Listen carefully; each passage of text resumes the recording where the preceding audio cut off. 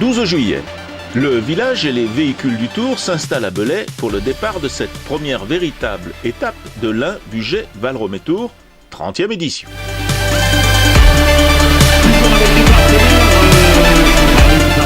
Ce 30e anniversaire, les maires des villes départ et arrivée recevront un maillot jaune signé par le porteur de la même couleur. Aujourd'hui, Pierre Berthet, maire de Belay.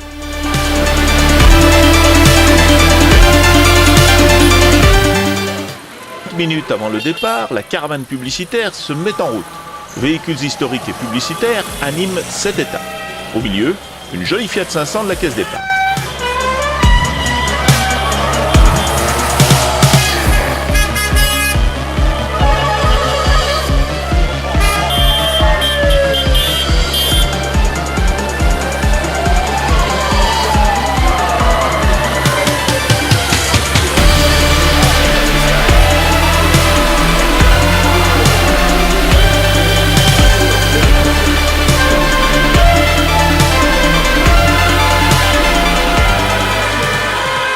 Le public est présent pour ce départ.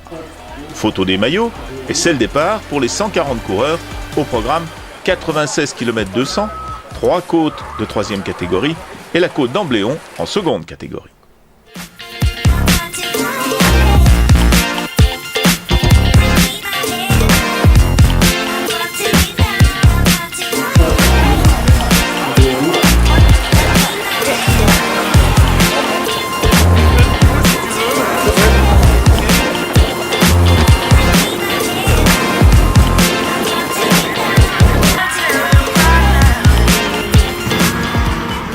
À Périeux, départ réel, passage des voitures VIP fournies par les établissements Jeanlin.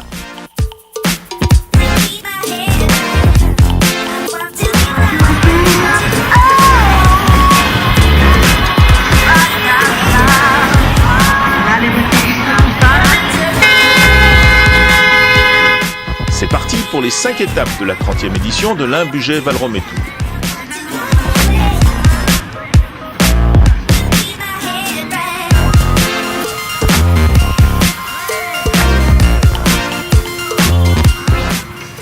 Dès le départ, 2 hommes creusent un petit écart, avec en particulier un homme à suivre, Andrea Innocenti. Alors que les coureurs atteignent Bregnier-Cordon, rencontre avec un pilote du LM qui va nous aider à tenter une nouveauté pour cette 30e édition, la prise de vue en ULM. Salut Sylvain. J'ai découvert le parapente en bord de mer où j'ai poussé un copain de sa sellette, le harnais, et puis je lui ai pris des mains et j'ai essayé le parapente comme ça. Après, ça a marché quelques temps, mais après j'ai découvert qu'il fallait prendre des cours quand même. J'ai découvert les choses qu'il fallait pas faire. De là, j'ai eu envie d'être moniteur pour expliquer aux gens les choses qu'il faut pas faire. Donc ça a commencé comme ça avec le parapente en bord de mer, en Normandie, dans la baie du Mont-Saint-Michel. Et de là, le parapente m'a amené au paramoteur, même chose avec un petit moteur. Donc c'était un ULM, alors il fallait aussi la théorie ULM, des choses comme ça. Donc de là, une fois que j'ai eu la théorie ULM, un ami m'a fait goûter à d'autres classes d'ULM comme le pendulaire. Du pendulaire, je suis passé à l'avion pour être plus compétent encore et plus reconnu dans le domaine. De l'avion, je suis passé au multi-axe. Et après, ça a terminé avec de l'hélicoptère certifié, puis ULM, où je me suis retrouvé être instructeur de tout ça. Vous ne faites pas ça uniquement pour vous amuser, vous êtes aussi compétiteur. C'est parce que ça nous amuse qu'on arrive à passer beaucoup d'heures à jouer dans le ciel. Et avec beaucoup d'heures, on finit par être pas trop mauvais. Et pas trop mauvais, j'ai eu la chance d'être en équipe de France quelques années et j'ai fait ce qu'on m'avait demandé de faire. Et comme je volais beaucoup, j'étais pas trop mauvais. Et ça m'a permis d'être titré du niveau France au niveau mondial, même 2 fois au niveau mondial. Et qu'est-ce qui vient apprendre à piloter ? C'est tout le monde. Les gens me disent mais c'est qui votre clientèle ? C'est tout le monde. Tout le monde a envie de voler, absolument tout le monde. Par contre, tout le monde n'a pas envie de sauter dans le vide, de se faire peur. Mais quand ils se rendent compte qu'on décolle tranquillement et qu'on se promène et que c'est...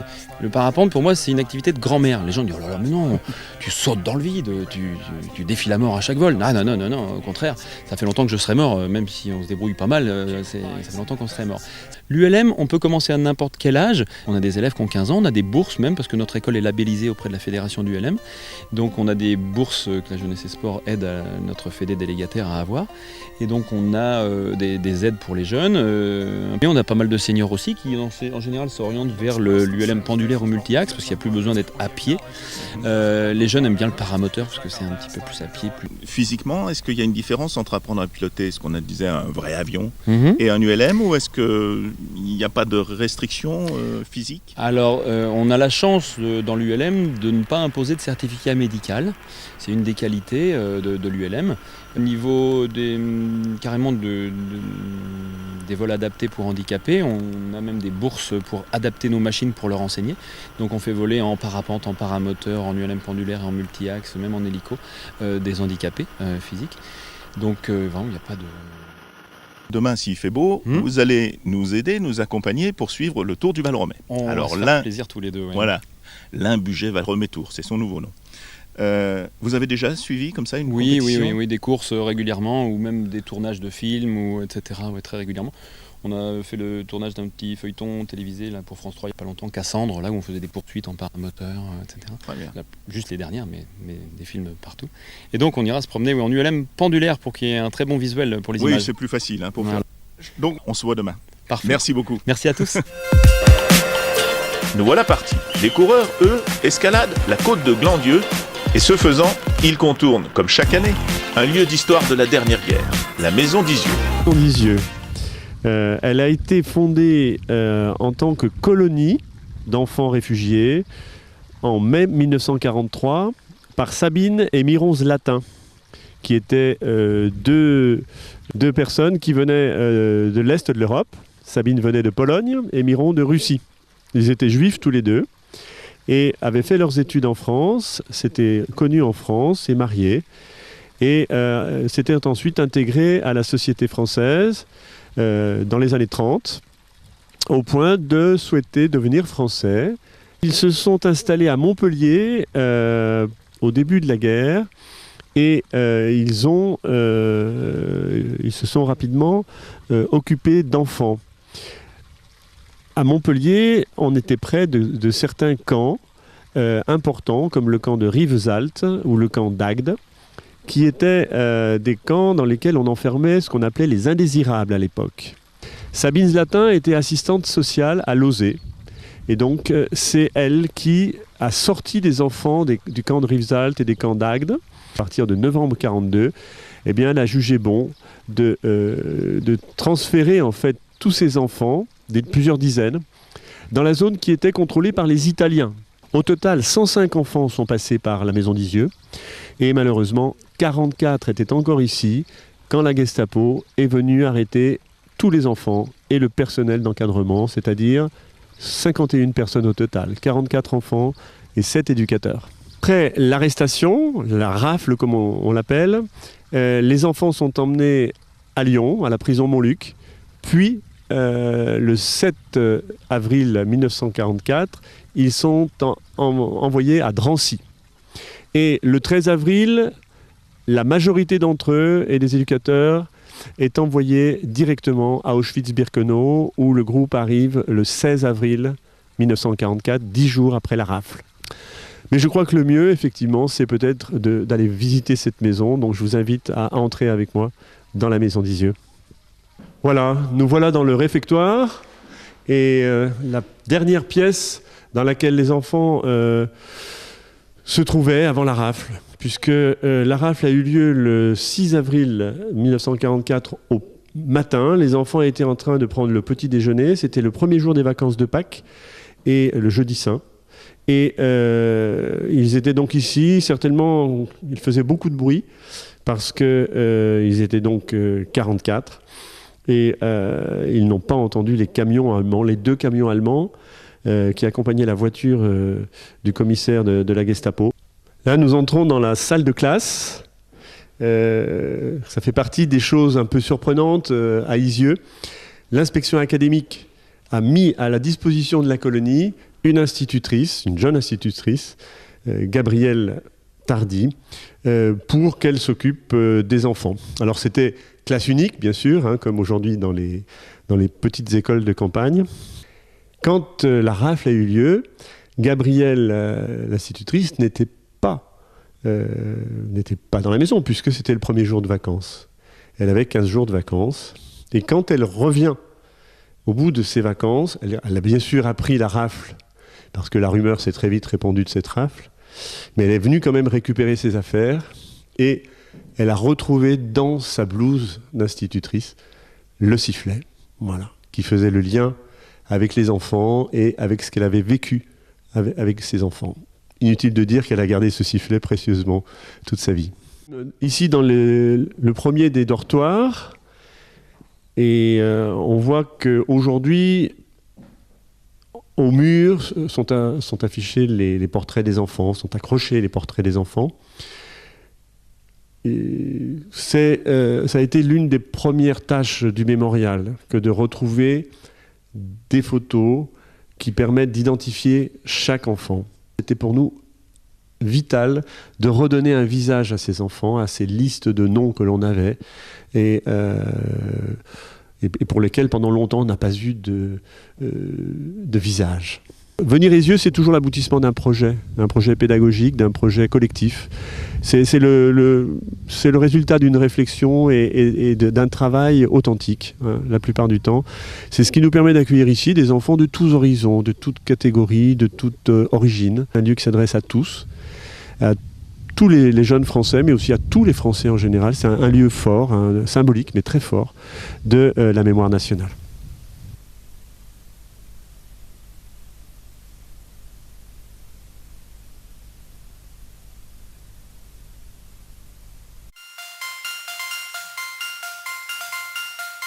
Ces quelques minutes de notre histoire, retour dans la course. Les coureurs remontent vers Belay. 6 hommes tentent de partir. Le Belge Lowens, le Français Guernalec, l'Espagnol Garcia González, le Français Delacroix, le Belge Botters et le Français Devanne. Après seulement 20 km, c'est une belle tentative, mais c'est peut-être un peu tôt pour espérer aller jusqu'au bout. Il reste encore près de 70 km. Mais avec ces jeunes sportifs, on ne sait jamais.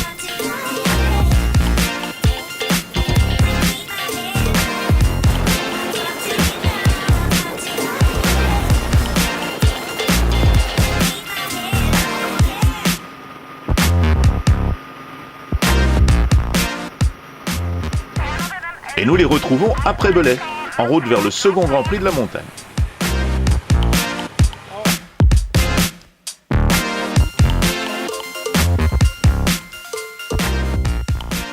Le peloton et les directeurs sportifs sont en chasse. Le public est au rendez-vous.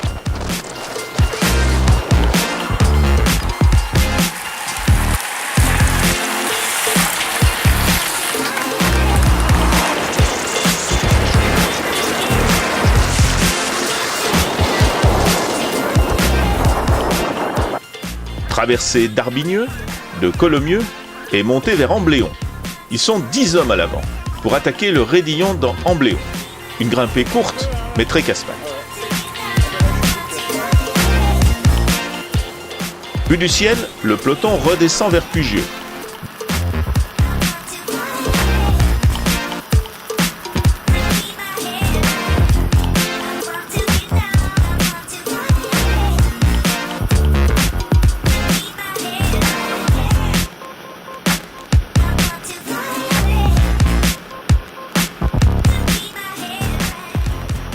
Vue du ciel, le peloton redescend vers Pugieux. Devanne, Salio, Delray longent le lac de Virieux avant de traverser Virieux-le-Grand. Avec le Belge Hackestein, traversée de la commune en route vers le Val-Romet.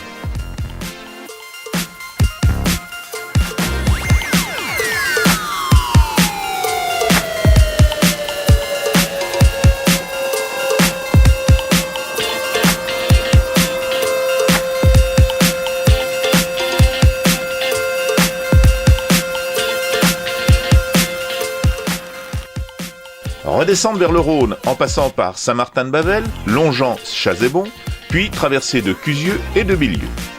Ils sont maintenant 18 dans l'échappée, qui pourrait bien conserver son avance de plus ou moins 4 minutes dans les 30 derniers kilomètres.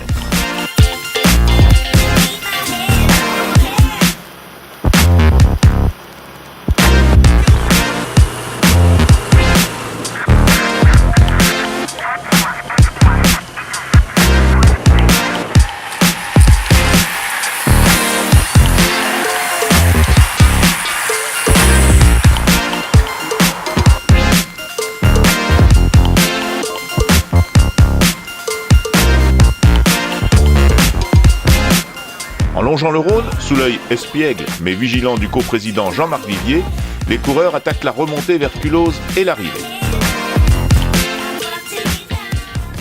Au passage, admirons le village magnifique de Lavour, avant de longer les marais du même nom. Attention, zone protégée. Nous arrivons à Culose. 2 hommes vont se disputer la victoire, 2 Français, Alexis Renoir et Louis Barre. Culose est une voie de passage ferroviaire, mais pas seulement. C'est aussi une cité industrielle et sportive. Culose compte aujourd'hui 3071 habitants. C'est une ville essentiellement industrielle. Culose, j'ai pour habitude de la présenter par le biais de 4 symboles de la commune. Le premier, celui qu'on ne peut pas manquer quand on arrive à Culose, c'est bien sûr le Grand Colombier. Grand Colombier, aujourd'hui un terrain de jeu exceptionnel pour les sportifs, avec 4 ascensions proposées, les célèbres 4 faces du Colombier, et bon, un peu de chauvinisme, mais la montée par Culose qui est la plus esthétique, avec ses fameux virages, ses fameux S, et cette vue exceptionnelle sur les lacs et sur le massif du Mont Blanc. Le second symbole de la commune, c'est bien sûr son entreprise Siat, aujourd'hui rachetée par le groupe américain UTC, qui a longtemps été le premier employeur privé du département, qui reste aujourd'hui parmi les 3 plus gros employeurs privés industriels du département. Un autre symbole de Culose, c'est sa gare ferroviaire, qui est un nœud stratégique, qui a longtemps connu une activité importante, même si celle-ci a baissé ces 30 dernières années. Et puis enfin, le 4e symbole, qui est un symbole historique, c'est le château de Montvéran, château construit en 1316 par Pierre de Lurieux, et qui a ce symbole d'avoir été toujours la propriété de la même famille. Et puisqu'on aime parler de sport à Culose, il faut savoir qu'une branche de la famille se nomme les d'Angeville, et la première Henriette d'Angeville est considérée comme la première femme à avoir gravi le Mont Blanc. Effectivement, quelques personnages célèbres dans la commune, les frères Serpollet, Henri et Léon, donc qui sont natifs de Culose et qui sont considérés comme les précurseurs de l'automobile, puisqu'ils ont inventé le moteur à vaporisation instantanée, et donc qui a permis justement d'être installé sur les premiers véhicules motorisés. Alors nous avons également Henri Dunant, fondateur de la Croix-Rouge, qui a acquis la nationalité française à Culose et qui a encore une demeure familiale sur Culose. Et puis nous avons également le docteur Antonin Poncet, qui fut un éminent chirurgien de la fin du 19e siècle et du début du 20e siècle. Alors Culose, avec le Grand Colombier, mais aussi Vierona, est un terrain de jeu magnifique pour le sport. Donc le cyclisme bien sûr, et c'est pour ça qu'après avoir accueilli le Tour de France et cette année également une étape du Tour de l'Ain, on souhaite s'inscrire dans la continuité avec le Tour du Val-Romey et puis surtout être fidèle à cette magnifique épreuve internationale junior de qualité et qui permet de faire connaître notre région également à travers l'ensemble des pays européens et mondiaux maintenant. Et donc nous souhaitons véritablement avoir un partenariat qui s'inscrive dans la durée avec le TVO de façon à pouvoir accueillir ces jeunes cyclistes sur notre territoire.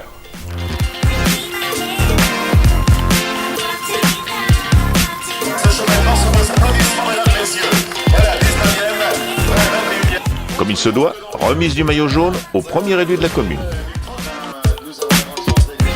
C'est Alexis Renard qui gagne le sprint et l'équipe de France récupère le maillot jaune. Il y a eu un premier groupe à se faire dans les premiers kilomètres, ensuite on a pris un contre et on a repris le contre et on s'est bien entendu ensuite à 15-20 coureurs. Et ensuite dans le dernier grimpeur on est sorti avec Louis Barré Et donc après on a fait le forcing jusqu'à l'arrivée et donc je gagne au sprint. Et c'était assez vallonné, c'est un peu une étape comme en Bretagne, donc moi je suis de la Bretagne, donc c'est vrai que c'est un peu des circuits que j'ai l'habitude de retrouver dans ma région. Ouais. Alors demain on attaque vraiment la montagne, qu'est-ce que tu en penses? Est-ce que c'est quelque chose qui te va bien aussi? Ça va être un peu plus compliqué je pense, après je pense pas qu'en junior on puisse se mettre dans une case bien définie. Mais je vais essayer de faire mon maximum. Ensuite, c'est vrai qu'on est vraiment là en préparation, donc je pense pas que ce soit vraiment un objectif de défendre le maillot cette semaine. Ça fait plaisir d'avoir le maillot jaune quand même. C'est sûr, sur une étape sur une course comme Val Romey, c'est sûr c'est toujours plaisant de gagner et de remporter le maillot jaune. C'est vrai que j'y pensais pas trop ce matin, mais une fois que je me suis retrouvé devant et que j'ai vu que j'avais des bonnes jambes, c'est sûr que j'y pensais. Ouais. Bon courage pour demain. Ok, merci. La sécurité, sans oublier les départs et l'arrivée, des repas et des produits locaux pour les amis du TVO, des sponsors, des élus, des partenaires réunis, tous autour, oui, du TVO. C'est ça le vert du TVO, c'est la couleur du grimpeur. C'est ça le vert du TVO, c'est l'amitié en couleur. Le maillot des sprints à la Belgique. Vous avez remarqué notre nouveau sponsor, la Caisse d'épargne et son écureuil. Cette année, on a repris le partenariat Caisse d'épargne sur le maillot du meilleur sprinter. C'est une grande chance pour nous de revenir sur le TVO. Pourquoi? Pour deux choses essentielles, qui est l'ancrage territorial, parce qu'on est vraiment sur notre cœur de territoire. Et la deuxième, c'est les jeunes, qui est un segment très important pour nous, la Caisse d'épargne. Donc une épreuve sportive extrêmement intéressante. Nous avons fait hier le prologue, qui était une étape déjà extrêmement impressionnante. Et aujourd'hui, la course, on m'avait dit que c'était une course simple pour une première étape, et j'ai trouvé ça quand même très dur, avec des côtes raides et puis des coureurs extrêmement surprenants, parce qu'on a roulé à quasiment 40 km/h de moyenne. Donc vraiment très très très impressionné. Et on a aussi visité de nombreux paysages de la région de l'Ain et du Bugey, et c'est une grande fierté pour nous, le groupe Caisse d'épargne, d'être sur ce tour. Merci. Nous on t'attend au TVO, c'est l'amitié. Alors tu viens au TVO, alors tu viens au TVO. Nous on t'attend dans le TVO.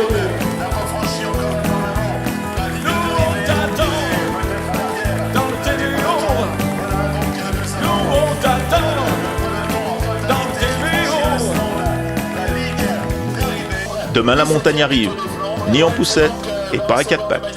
Rendez-vous à Outria pour la seconde étape.